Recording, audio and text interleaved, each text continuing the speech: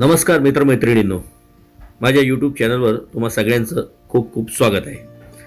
आज आपण इथे बघणार आहोत मुंबईतील व्यावसायिक रंगभूमीवरील नाटक सुमी आणि आम्ही या नाटकाच्या तालमी कशा होतात, दिग्दर्शक कलावंतांना त्यांचा रोल कसा काय समजून सांगतात, त्याच्यानंतर तालमीतील काही गमती जमती, तालमीतील काही प्रसंग, ह्या सुमी आणि आम्ही या नाटकाच्या रिहर्सलमधले आपण सगळेजण बघणार आहोत. तर आपण सगळेजण माझ्यासोबत तयार राहा आणि आता बघूया नाटकाची तालीम. तर चला मग. आडनावात जर आहे पण लिहिलंय भरपूर.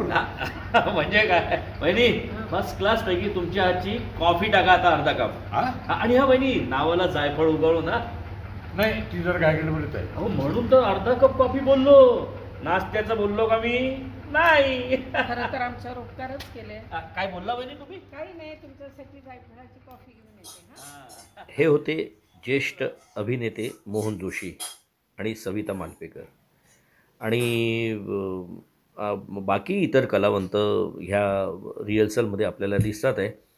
दिग्दर्शक पुरुषोत्तम बेर्डे हे प्रत्येकाला त्याचा रोल काय आहे काय नाही हे अगदी जातीनं समजून सांगताना सगळ्यांना बघा.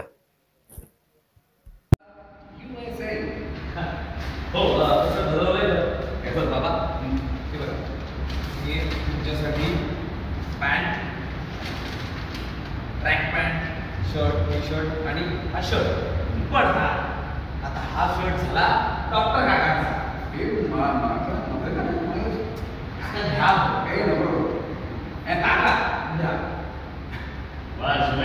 Good presence of mind. Thank you.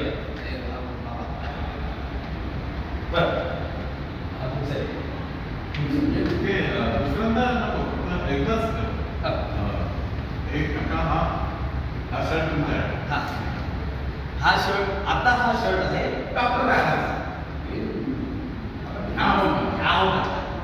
Okay, thank you. Okay, thank you. Good presence of mind. Thank you बाबा. थँक्यू तुम्ही. पण आमच्या बेबीसाठी काय ड्रेस? माझ्या रूपगर्वित आईसाठी कांजीवरम. बाई, आज काय अंगात लक्ष्मी संचारली काय? काळजीवरून लवकर कपडे चेंज करून घ्या. मी तिकडे देतो. नाही, तू तिकडे मागून जातोस तिला बर लवकर कपडे चेंज करून घ्या, कारण डॉक्टर काकांसोबत आपल्याला सेल्फी काढायची. चला. काळजीवरची घडी आता मोडायची म्हणजे बरोबर आहे. फाटला झाला माझ्या ओवाळीचा खर्च वाचेल. आहे बाबा. आत्ता म्हणजे आता उद्या सगळं मी फ्लाईटने जाणार नाही. बरोबर. हे बघा, तुम्ही पूर्ण वाक्य नाही बाबा. आत्ताच्या आत्ता मी उद्या सगळ्या फ्लाईट बँगलोरला जाणार. मग मला तरी बघायला मिळणार. एवढे म्हणतात लवकर चला चला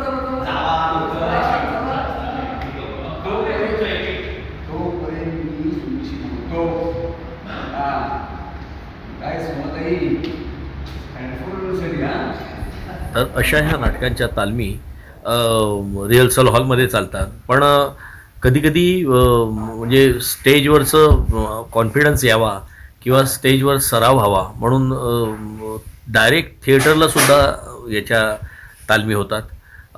नाट्यवाचन होतं आणि असं नाही की ज्येष्ठ अभिनेते आहेत म्हणून, पण प्रत्येकजण अगदी तालमीला अगदी जातीनं तिथे हजर असतो.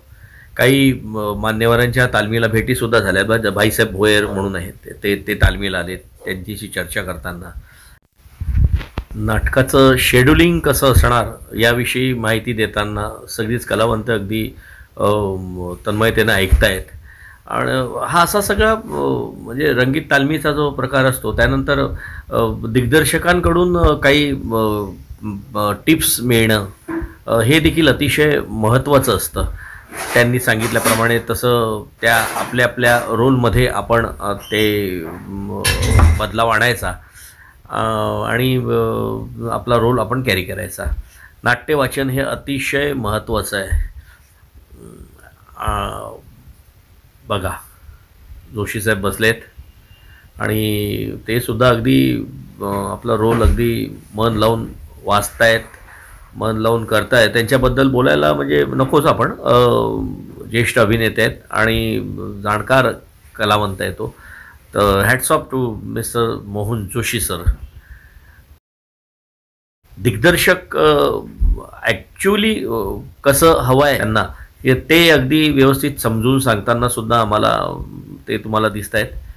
आणि त्यांनी समजून सांगितल्यानंतर आपण ते कसं आचरणात आणायचं, आपण कसं बोलायचं, काय बोलायचं नाही, हे सगळं पुन्हा ती रिहर्सल अतिशय महत्त्वाची आहे. काही मान्यवरांच्या परत भेटीसुद्धा प्रयोगाच्या दरम्यान झाल्यात. माझे आदर्श, माझे गुरु अशोक सराफ, वैजयंती चिटणीस ज्येष्ठ अभिनेत्री, त्यानंतर निर्मिती सावंत, रसिका जुई, आसावरी जोशी, विजय गोखले, माझा मित्र संजय खापरे, पुष्कर श्रोत्री, आमच्या नाटकाचे सूत्रधार गोट्या सावंत, गोट्या काका म्हणतो आम्ही त्यांना, अशोक समेळ दादा. ही टोपी यांनी मला भेट दिली आहे बरं का. टिकू तलसानिया सर आणि सचिन पिळगावकर सर.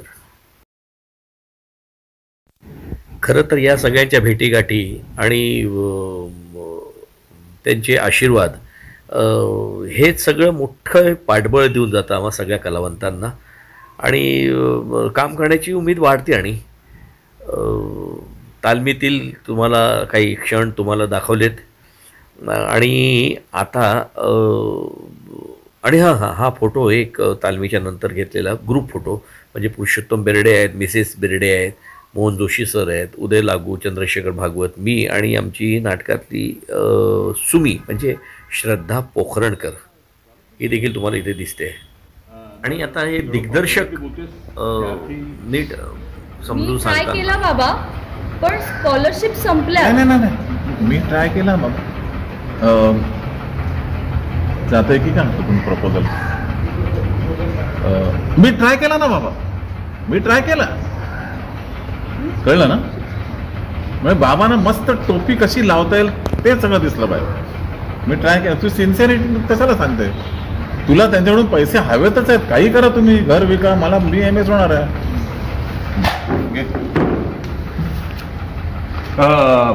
नाही एवढं कॉन्फिडेंटली बोलतेस त्या अर्थी. मी ट्राय केला बाबा.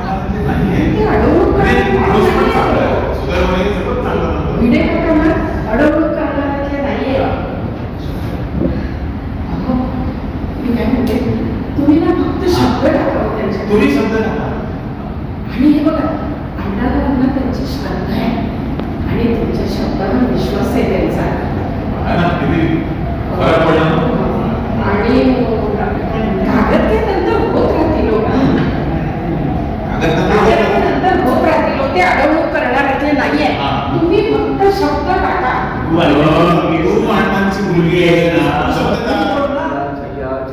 अहो कसं त्याला काहीतरी चाल असेल का नाही?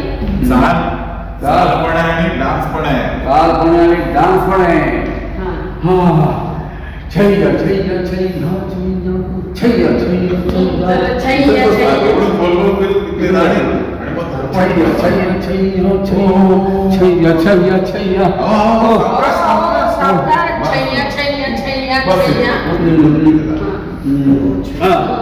ओ छैया छैया जरा बसा रे लागतो. मी पाणी आणते तुमच्यासाठी. स्वतःची काळजी घ्या हो घराकडे. आधी त्याला बीपीचं मशीन आणूया. अकोमोडेशनचा खर्च तो वाचतो. नाही गाई, अगं विल्सनला जॉब मिळाला युनिव्हर्सिटीमध्ये, तिकडे त्याला अकोमोडेशन पण मिळणार आहे. तो काय मला म्हणाला, तुला जर MS करायला इथे यायचंच आहे तर तुला मी. आणि मग उगवला तो 22 एप्रिल हा दिवस. धाकधूक धाकधूक प्रयोगाचा शुभारंभ बालगंधर्व रंगमंदिरामध्ये. त्यानंतर बरेचसे प्रयोग सगळीकडे होत गेलेत. कालिदास रंगमंदिर येथेही आम्ही प्रयोग केला. आणि ज्या दिवशी पहिली जाहिरात पडली त्या दिवशी तर धकधूक धकधूक धकधूक अगदी वाढलीच होती.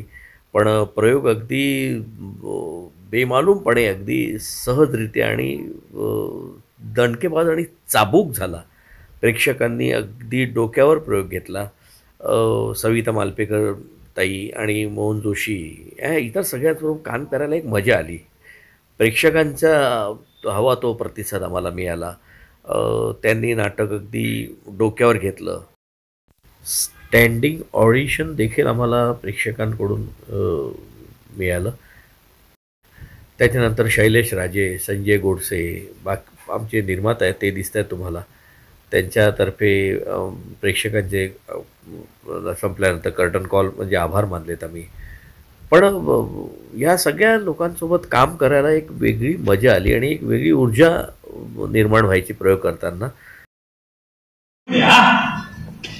काय गर्दी मोदी गडबडीत आहे म्हणून तर अर्धा कप कॉफी बोलतोय. नाश्त्याचं बोललो सुद्धा नाही. खरं उपकारच केले. काही बोलला वहिनी? नाही काही नाही, तुमच्यासाठी जायफळाची कॉफी घेऊन येते. ठीक आहे या लवकर घेऊन या. आनंदराव तुम्ही बघात आता या महानगरपालिकेची अशी खरडपट्टी काढणार आहे ना, काही विचारू नका. मला सांगा काय चुकलं माझं? काय चुकलं? काय झालं? कशाबद्दल बोलतोय मी? बसच्या थांब्याबद्दल बोलतोय. एवढी वसाहत वाढली तरी साधा एक बसचा थांबा देता आला नाही. त्या तिथं उन्हात जावं लागतं पायदळ आपल्याला.